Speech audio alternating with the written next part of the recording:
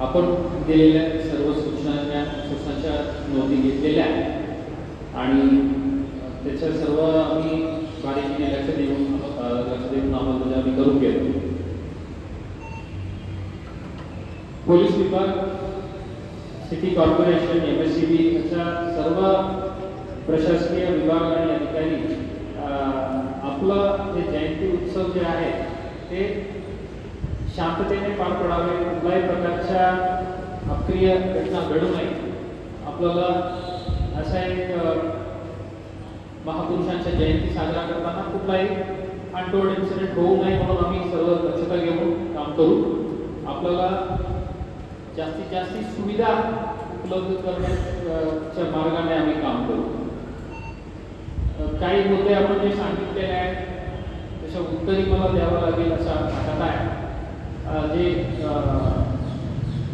Rail ग्रीडचे जे आता barrier लावलेलं आहे ते आम्ही रेल्वे प्रशासनासोबत संपर्कात राहून समन्वय साधून ते क्लिअर करून घेऊ तात्पुरत्या स्वरूपात.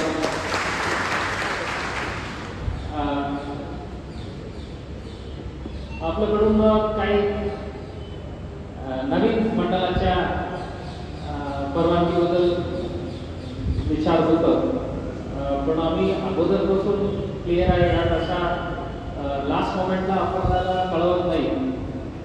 सुरुवातीपासून रूट बदलण्याबद्दल किंवा नवीन मंडळबद्दल परवानगी काय करायची त्यात आमचं धोरण आम्ही पहिलेच जाहीर केलेलं आहे. कोणी विनाकारण पैसे देऊन नुकसान होऊ नये म्हणूनच पहिले सांगितलेलं आहे. तरी कोणी ॲडव्हान्स वगैरे दिलं असलं तर आम्ही आपल्याला परत कशा घ्यायची त्यात मदत करू. त्यात आमचं लोक तुम्हाला त्याची मदत करून तुमचे जेवढं तुम्ही ॲडव्हान्स दिलेले आहे ते परत मिळेल त्याच्या गॅरंटी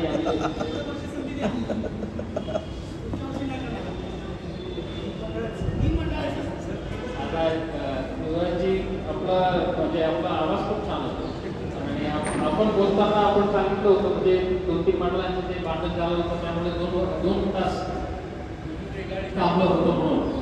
आता आपलं लोकशाही राणाभाऊ साठे जयंतीला कागोड लावणारे जे 2 मंडळ आहेत त्यांना काय करायचे तेही आपण सांगितलं तर बरं राहील.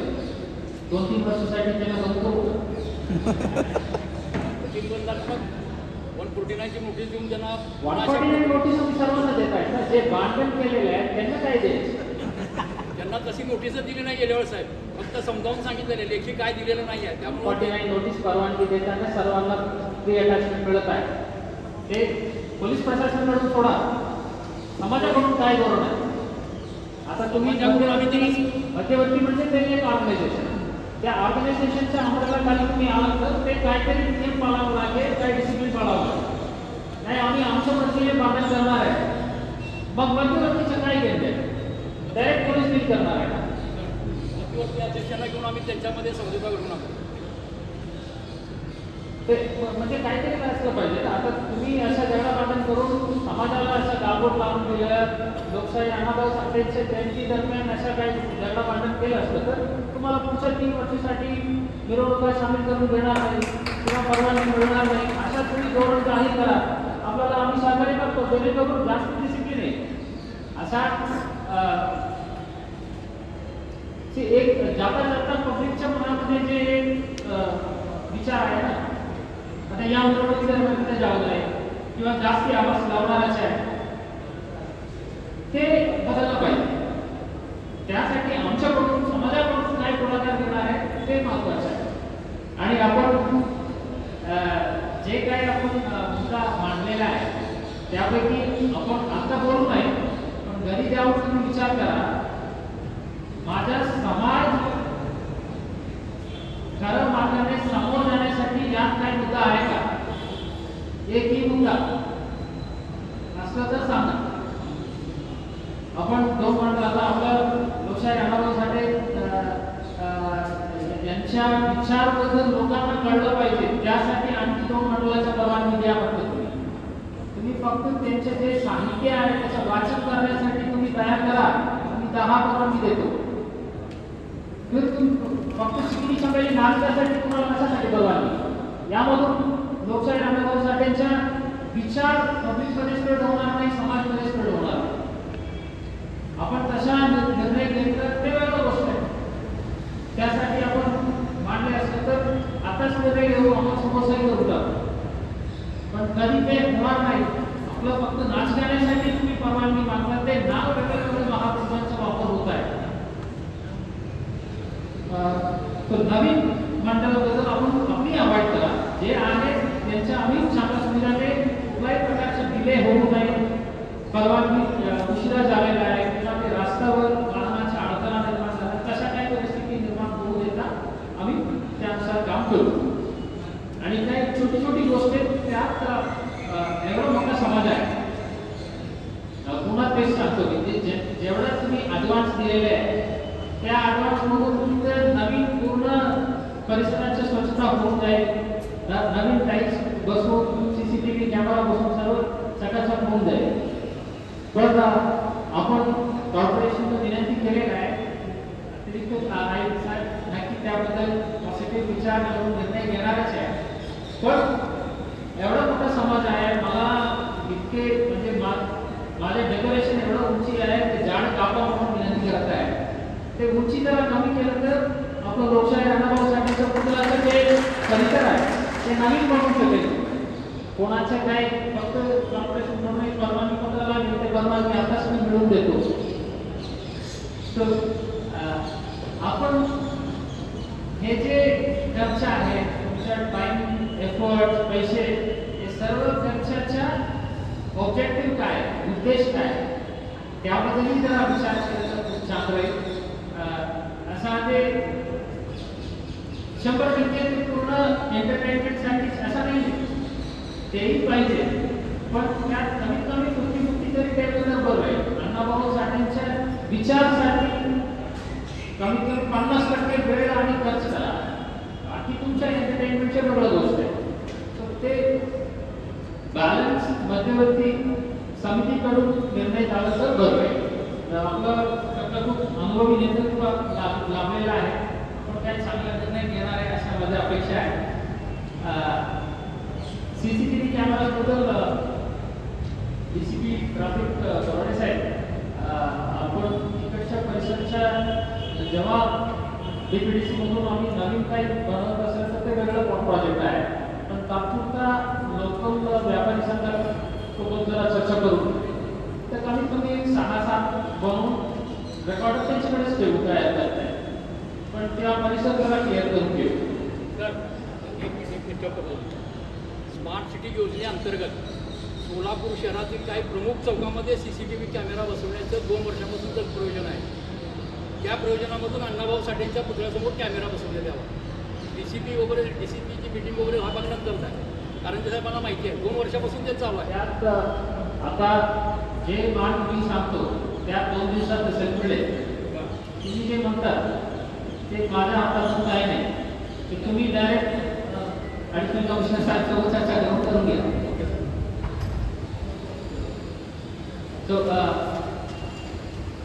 माझ्याकडून जे वारंवार ते सूचना आहे पुन्हा सांगतो. बॅनर कोणाची असू द्या, नको म्हणजे नको. आता छत्रपती शिवाजी महाराज जयंती बसून डॉक्टर बाबासाहेब आंबेडकर जयंती झालं, रामनवमी झालं, ते सर्वांनी पाळलेले आहे. तेच कंटिन्यू करू आम्ही. आपण जे आता उल्लेख केलेले आहेत तेही त्यांच्यावरच कारवाई करू. आणि आता सकाळी आम्हाला मी 7 वाजता जवळ आढळून आलेलं आहे, तेही आता कबाडे साहेब कारवाई सुरू केलेली आहे. कोणीही असो, आपलं सोलापूर शहरात असो, म्हणजे एक माणूस लावतं त्यांच्याकडून दुसरी पण त्यांनी लावलं, आम्हाला पण लावू द्या. ते मोठा नेता आहे, आमचाही मोठा नेता आहे, ते कॉम्पिटिशन सुरू होईल. याचा बॅनर बांधलेलं कुठलाही कॉम्पिटिशन करू नये. आणि साहित्यरत्न लोकशाही अण्णाभाऊ साठेंच्या विचार ज्यांच्यावर जिवंत आहे त्यांच्याकडून अपेक्षा आहे. आता ते 2 बेस 2 टॉप जे चालू आहे. आता मी ब्रीफिंग देताना मला जे इकडच्या अनुभवी अधिकारी आमदार आहे, इथं सोलापूरच्या 3 वर्ष 4 वर्ष 5 वर्ष बंदोबस्त केलेला आहे अण्णाभाऊ साठेच्या जयंतीनिमित्त, त्यांना विचारलं तर ते म्हणतात सर हे खूप आवाज वाढवत आहे. ते इमेज बदलून दाखवा. ते आम्ही मोठे मोठे बॉक्स ठेवून नंतर आम्ही आवाज कमी करून म्हणण्यामध्ये काय अर्थ नाही. आता माझ्या मंडळासमोर जे नाचणारे 100 पोरे 200 पोरे 500 पोरासाठी जेवढं गरज आहे तेवढ्याच आम्ही स्पीकर लावू. त्यात आपल्याकडून मला सहकार्य आणि उच्च पुढाकार भेटत आहे आणि अपेक्षित आहे. आपल्याकडून वैयक्तिक मी अपेक्षा करतो. आपण पुढे येणारे जे गणपती असो दुर्गा असो त्यात आम्हाला तुमच्यावर रेफरन्स दाखवायची. अण्णाभाऊ साठे जयंतीने जसं केलं ते तुम्ही पालन करावं, तसा आपण एक आदर्श निर्माण करून द्यावे. नेहमीप्रमाणे माझ्या अर्थाई अमरदार ते आता 1 तारखेला स्थापन आहे. त्या दिवशी रात्री कुठल्याही गडबडी नको. सातत्याने ते रात्रीच्या जे कार्यक्रम आहे ते अभिवादन करण्याचे कार्यक्रम ते व्यवस्थित करूया. आणि 4 तारखेला मिरवणूक आहे ते संपवून मला पुन्हा 7 तारखेला मराठा समाजाच्या वतीने जे होणारे रॅली आहे सभा आहे तेही होणार आहे. त्यामुळे डिपार्टमेंटचे जे तणाव आहे तेही समजून घ्यावे. आतापर्यंत कुठल्याही प्रकारचा वादविवाद झाला नाही. हे बोलण्याच एक वेळसारखा वाटत आहे. आतापर्यंत काही झालं नाही आपण सांभाळून घ्या असं नाही. आतापर्यंत झालं नाही म्हणजे चांगली गोष्ट. यावर्षी नाही होणार ते नाही आम्ही व्यवस्थित देऊ. आणि आपलं जे डेकोरेशनच्या उंची वगैरे जे आहे सोलापूर शहराचं इन्फ्रास्ट्रक्चर तेच आहे. आपल्यासाठी नवीन सोलापूर आणणार नाही. दरवर्षी तेच आहे. दरवर्षी तेच वायले तेच झाड आहे. त्यामुळे आपण डेकोरेशन बनवताना ते मर्यादा आपण ठेवा.